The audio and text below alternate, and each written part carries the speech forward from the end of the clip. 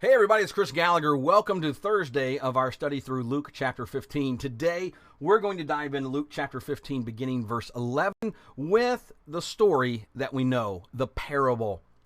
Remember, a parable is an earthly story with a heavenly meaning. And today, as we dive into this, you have heard that this story is called the story of the Prodigal Son. And I think that in some translations, it may put the little man-made heading that says it's the story or the parable of the lost son. I think it's important that we think about it this way when we get into this discussion. I'll tell you a little bit more tomorrow, but remember we talked about a lost sheep, a lost coin, and now we talk about a lost son. We are all very familiar with this passage. We know from Luke chapter 15 and verse 11 that this man had two sons. One of them stayed really close and the other one went away. We're going to focus our thoughts today on the one that went away and the significance that follows the fact that he came home.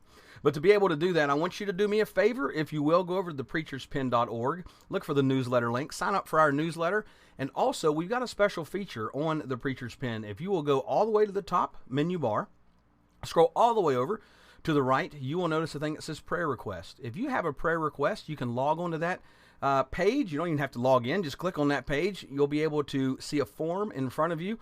You fill that out. One of our individuals that we trust that has a great prayer life will be able to pray for you in their life. And we don't share your name with a whole lot of people. We share it just with those who we know are willing to pray for you. It's a very small list, but it gives us the opportunity to use our gifts to serve you, and we want to help you out in your life. So you can do that by going to thepreacherspen.org. As always, if you go to thepreacherspen.org, you'll see all of our social media links. You can follow us, check out our podcast, and we're grateful for the opportunity to be able to serve you. But let's get into the story of the lost son for a minute. Now, I want to read down through this, and as we go, just to paint this picture for you. And you have to remember, all the way back on Monday when we read through this, we noticed something. All the way up into Luke chapter 15 and verse 1, we know that tax collectors and sinners are drawing near to him. The Pharisees are going to grumble at him, which causes Jesus to tell these three parables. So let's get into verse 11. It says, "And he said," that being Jesus, "there was a man who had two sons, and the younger said to his father, 'Father, give me the share of property that's coming to me.' So he divided his property between them. Not many days later, the younger son gathered all that he had, and he took a journey into a far country where he squandered his property in reckless living." Now, I would imagine that there's many of us throughout our life that we said, when I get my own house, and that's the way that we thought of it growing up. When I get my own house, I'm going to do whatever I want to do. And that's what this young man literally did. However, there's a compromise that's here. When he goes to his father and he says, "Give me all the share of the property that's coming to me," that's what the English Standard Version says. It wasn't his yet. We all know this. And says it was his father's. His father goes ahead and gives it to him. And I bet you this young man started to plan his trip. Started to plan the opportunities that he wanted to do, which is significant because of the three different parables that are told. This man goes out and plans to leave. I want you to remember that. And he does leave. And it says he went off and he squandered his property in reckless living in a far country. He went so far away from home that he didn't have to worry about mom and dad finding out about him anymore. But something happened. It says in verse 14, "And when he had spent everything, a severe famine arose in that country, and he began to be in need. So he went and hired himself to the citizens of that country, who sent him into his field to feed pigs, and he was longing to be fed with the pods that the pigs ate, but no one gave him anything." This is significant because Jesus is talking to Jews. Jews do not eat pigs. There's a big discussion about pigs are unclean, and you can find that going back into the Old Testament laws. So what's fascinating is, as Jesus tells this parable, he gets to the heart of the matter, and he says this young man got rid of everything, but he finds himself in a destitute place, in a place so far gone from reality that he finds himself feeding pigs. And here's what you notice. "And he was longing to be filled with the pods that the pigs ate." He wanted pig food. He was so hungry, so tired, so worn, so depressed. He had nothing else. Even his salary, or the money that he was receiving from feeding pigs, was not enough. And he finds himself what we may call bottomed out. So he decides in verse 17, it says when he came to himself, he had a realization. And he said, how many of my father's servants have more than enough bread, but I perish here with hunger? He's saying, my father's servants are better off than I am. Somebody who works for my father, who's not a son, is better off than I am. So he tells himself that he's going to arise and he's going to go to his father, and here's what he's going to say. Father, I have sinned against heaven and before you. I am no longer worthy to be called your son. Treat me as one of your hired servants. The son says, when I go back home, I need to tell my dad I'm not a son to him anymore. Why? Because he squandered everything that his father has worked for. He's taking the gift of his father and he's thrown it all away, and he doesn't want to use that anymore because he can't. He can't go and get anything back, and now he's got a problem. He's between a rock and a hard place. Does he stay here and feed these pigs, or does he go back home? Does he go to his father? It's a tough question that he's got to answer for himself, but he decides that he's going to go back home. And when he goes back home, this is what happened. It says he arose and he came to his father. Imagine that journey. He's in a far country, so he gets up and he decides to go all the way home.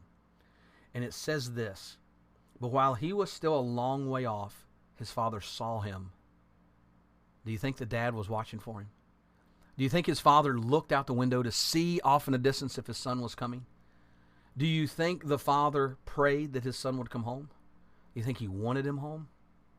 I think so, and let me show you why. It says very simply, when he was still a long way off, the father saw him and felt compassion, probably noticing his son was coming back out of sincerity, out of hope, and really out of love. But it goes on, and it says he ran and he embraced him and kissed him. And the son said to the father, Father, I have sinned against you and against heaven and before you. I'm no longer worthy to be called your son. But the father said to his servants, I bet you he interrupted him. I bet you he listened to his son for a moment, but his compassion and his love for his son just implored him to run. His soul was begging him to run and to go to his son, so he did. And when he found his son, he hugged his neck, he embraced him, and he says to his servants, bring the best robe, put it on him, put a ring on his hand, shoes on his feet, bring the fatted calf and kill it. Let's eat and celebrate, for my son that was dead is alive again. He was lost and is found. And they all begin to celebrate. What a beautiful story about the father running to the son who was lost and now has come back. Ready for this? Has come back on his own. He's been willing to come back on his own, and he's willing to come back and to turn again to his father. But off in the distance, his older son is in a field. And it says, as he came and drew near to the house, he heard music and dancing. He called to the servants and asked what these things meant. And he said, your brother has come home, and your father has killed the fatted calf. He received him back safe and sound. But it says that he was angry. The older son was angry and refused to go in. His father came out and entreated him, or begged him to come in. But he answered and said this, look, these many years I've served you, and I've never disobeyed your command. Yet you never gave me a young goat that I might celebrate with my friends. But when this son of yours has devoured your property with prostitutes, kill the fatted calf for him, or you killed the fatted calf for him. And the father said to him, son, you are always with me, and all that is mine is yours. It was fitting to celebrate and be glad, for your brother was dead and is alive. He's lost and is found. See, the older son just didn't get it. And we're going to spend some time tomorrow on Friday. We're going to talk about the fact that the older son didn't get it. But remember this. Remember the value of the son returning home. He was ready to come home and to be lowest of the low. He was ready to come home and just be a servant. But his father said to him, you're my son. Come back into my house. He invited him back in because the son, the lost son, returned to the father, begged for the father's forgiveness, if you will, in the language that he used. And the father invited them in. You know, as we dig into this a little bit more, you'll realize something. You'll realize that there are many of us that are like the lost son. We are. We've gone our own separate way. Our sins have separated us and God, from Isaiah chapter 59, verses 1 and 2. And here we are. And we need to decide what to do. Do we go home? Do we deal with our pride and go home? Or do we just continue to live with the pigs? It's hard to soar with the eagles when you're living with the pigs. I hope today that you will choose to come home if you're outside of God. that you will choose to strengthen your life knowing that God has a plan for you, and his plan is mighty, it is wonderful, and it is powerful. But I hope that you do that today. Thanks for being with us as we have been able to take a few minutes and to dive into Luke chapter 15. I hope you have a blessed day. Check us out, preacherspen.org, and as always, we'll talk to you soon.